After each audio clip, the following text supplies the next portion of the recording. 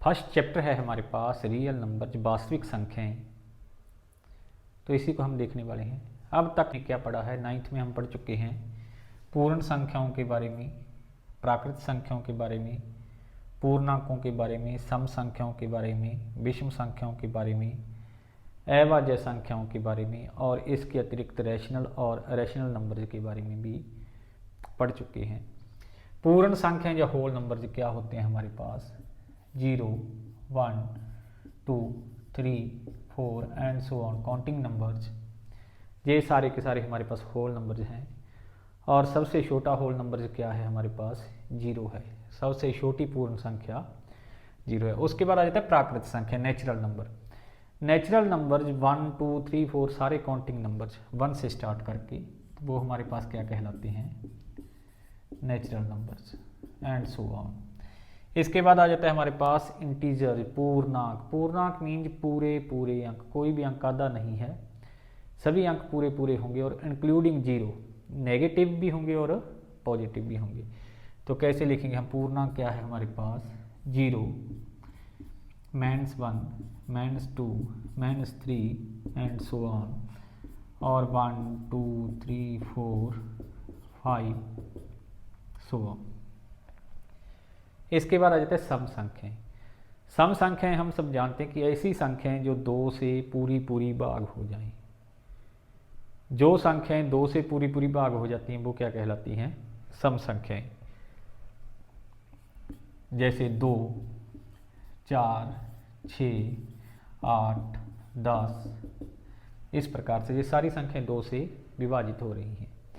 उसके बाद है विषम संख्याएं। ऐसी संख्याएं जो 2 से पूर्णतः विभाज्य न हो, वे सारी संख्याएं क्या कहलाती हैं, विषम संख्याएं। जैसे 1, 3, 5, 7, 9, 11, 13, इसी प्रकार से।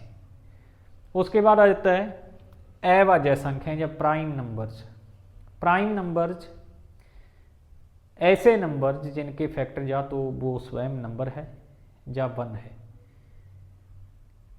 या तो संख्या खुद अपना गुणनखंड है, या खुद के अलावा संख्या का गुणनखंड केवल 1 है, इसके अतिरिक्त कोई गुणनखंड नहीं है संख्या का। ऐसी सभी संख्याएं क्या कहलाती हैं, प्राइम नंबर या अभाज्य संख्याएं। और ऐसी संख्याएं, सबसे छोटा प्राइम नंबर है 2, 2, 3, 5, 7, 9 नहीं आएगा क्योंकि 9 के फैक्टर बन जाते हैं 3 गुणा 3, 1 और 9 के अलावा 3 भी फैक्टर मिल जाता है, इसलिए 11 आएगा, 13 आएगा। 15 नहीं आएगा क्योंकि 15 के 5 और 3 फैक्टर मिल जाते हैं हमें। और हमें केवल ऐसे फैक्टर चाहिए जो या तो संख्या स्वयं हो या 1 हो। 13 के बाद क्या आ जाएगा, 17, फिर 19, और इस प्रकार की जितनी भी संख्याएं होंगी वह हमारे पास क्या रहते हैं, प्राइम नंबर। इसके बाद आ जाते हैं हम रैशनल नंबर पे। रैशनल नंबर क्या है, रैशनल नंबर क्या है हमारे पास, रैशनल नंबर्स जिन्हें हम क्या कहते हैं, परिमेय संख्याएं।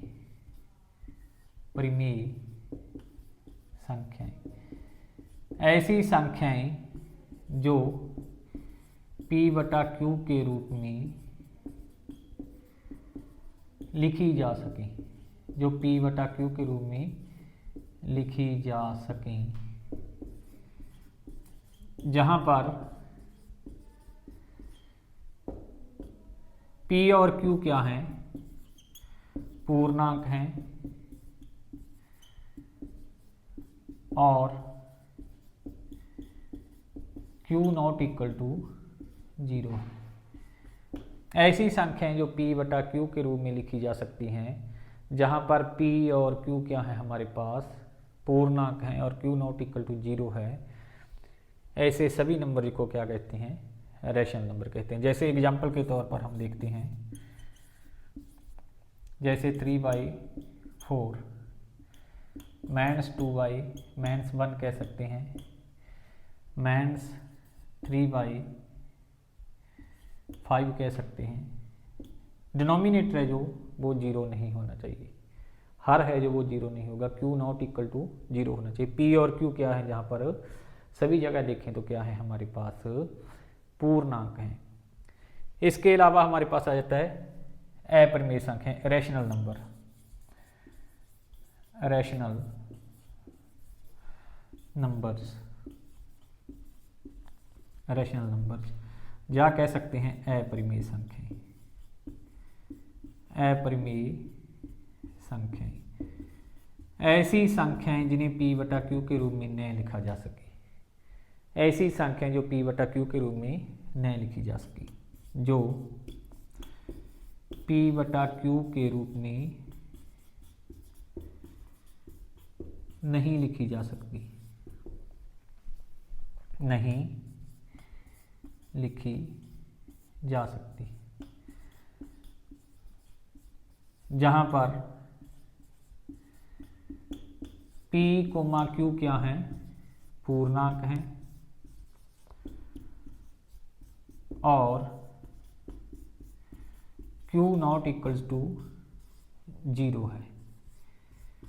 ऐसी संख्या जो p बटा क्यू के रूप में न लिखी जा सके वह क्या कहलाती हैं हमारे पास रैशनल नंबर या अपरिमेय संख्या। अब हम पहली एक्सरसाइज में देखेंगे HCF निकालना, LCM निकालना,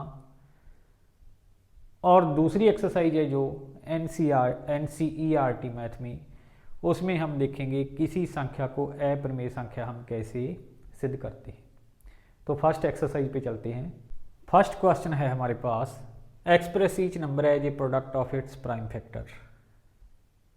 निम्न संख्याओं को उनके अभाज्य गुणनखंडों के गुणनफल के रूप में व्यक्त करो।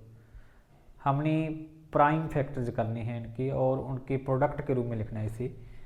फर्स्ट पार्ट है 140, 140 के हमें पता है फैक्टर क्या है। 140 को यदि मैं 2 पे ले जाऊँ, 2 × 70 140, और 2 पे करूँ 70 को तो 35। अब 35 को यदि मैं 5 से डिवाइड करूँ तो 7। इसके प्राइम फैक्टर क्या आते हैं, 2 × 2 × 5 × 7। प्रोडक्ट के रूप में लिखना है तो मैं क्या लिखूँगा, 2 × 2 × 5 × 7, या कह सकता हूँ 2 की पावर 2 × 5 × 7। सेकंड है 156। 156 के यदि मैं फैक्टर करूँ तो 156 के फैक्टर क्या है, 2 पे गया 78, 2 या 156। अब 78 को 2 से यदि डिवाइड करूँ 39। अब 39 को यदि 3 से करूँ 13, तो फैक्टर्स 2, 2, 3 और 13 आ जाते हैं। हमने प्रोडक्ट के रूप में लिखना है प्राइम फैक्टर्स की, तो 2 × 2 × 3 × 13, 2 की पावर 2 × 3 × 13, इस प्रकार से लिखेंगे। फिर है 3825। 3825 की यदि मैं फैक्टर करूँ, 5, 2, 7, 8, 15, 3, 18 अंकों का योग है जो 3 से भाग हो रहा है, तो वह संख्या 3 से भाग हो जाएगी। पहले 3 पे गए, 12 × 36, 1275 आ गया। 7, 5, 12, 2, 14, 1, 15, 15 फिर से 3 पे भाज तो 3 पे फिर जाएगा, 4, 3, 12, 3 दूनी 6, 425 आ गया। 5, 2, 7, 4, 11, 11 3 पे विभाजित नहीं हो रहा। अंतिम अक्षर 5 है, 5 से विभाजित होगा, 85 पाजा 425 और 17 पाजा 85। अब हमारे पास 3825 के फैक्टर क्या है, 3 × 3 × 5 × 5 × 17, 3 × 3 × 5 × 5 × 17, 3 की पावर 2 × 5 की पावर 2 × 17। इसी प्रकार से यदि फोर्थ पार्ट देखें, 5005, 5005 यदि इसके फैक्टर करें तो 5 पे गया 1001 आ गया, 11 पे गया 11 9 जा 99 और 11 1 जा 11 और 7 पे गया 13 7 91। 5, 7, 11 और 13 उसके फैक्टर आ रहे हैं, तो उनके प्रोडक्ट के रूप में लिखना है। हम कैसे लिखेंगे प्रोडक्ट के रूप में? प्रोडक्ट के रूप में हम लिख देंगे 5 × 7 × 11 × 13। और लास्ट है 7429। 7429 यदि फैक्टर करें लास्ट अंक 9 है, 3 से विभाज्य हो सकता था। अंकों का योग चेक करते, 9 2 11 4 15 7 22, 3 से विभाजित नहीं हो रहा। अंतिम अक्षर 9 है तो 17 से विभाजित होगा जा तो। अब 17 पे लेकर जाएं यदि, 17 चौका 68, 62 आ गया, 17 तिया 51, 119 आ गया, 437 पे गया। अब 19 पे गया, 19 दूना 38, 57, 19 तिया 57, 7429 के फैक्टर क्या आ गए, 17, 19 और 23। हमने प्रोडक्ट के रूप में लिखना है, 17 इंटू 19 इंटू 23, यह हमारा आंसर रहेगा। तो फर्स्ट क्वेश्चन आप इस प्रकार से करोगे। सेकंड क्वेश्चन है हमारे पास, find the LCM and HCF of the following pairs of integers and verify that LCM into HCF equals to product of the two numbers. क्या कह सकते हैं, निम्नलिखित का एलसीएम व एचसीएफ ज्ञात करो। वह सिद्ध करो कि एलसीएम गुणा में एचसीएफ बराबर दोनों संख्याओं का गुणनफल के इक्वल जो है वह। फर्स्ट पार्ट है 26 व 91। हमने 26 के फैक्टर किए, 2 इंटू 13 आ गई, और 91 के फैक्टर किए 7 इंटू 13 आ गई।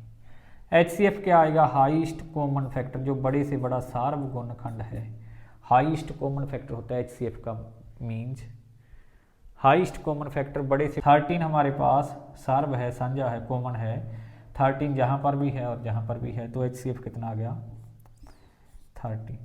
LCM least common multiple, least common multiple के लिए हम दोनों संख्याओं में जो फैक्टर हमें मिलते हैं उनको लिख लेते हैं। हमारे पास 2, 7 और 13 मिले हैं, 2, 7 और 13 हमने लिख लिए,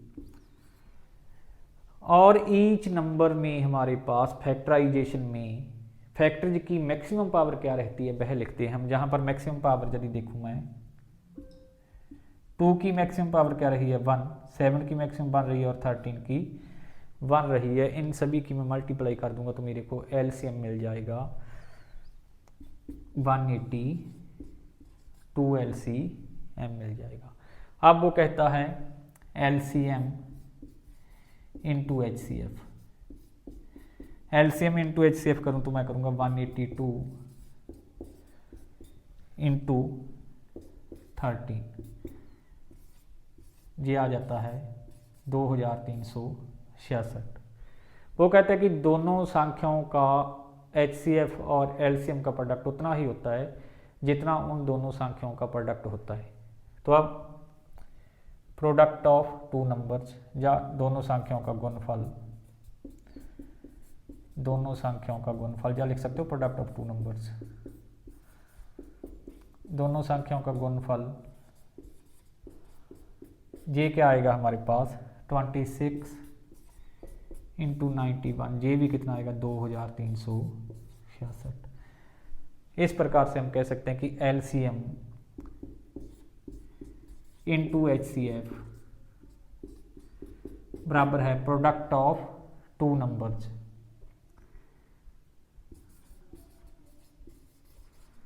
प्रोडक्ट ऑफ टू नंबर्स। इस प्रकार से हम इसका फर्स्ट पार्ट करेंगे। सेकंड और थर्ड भी हम इसी प्रकार से कर सकते हैं।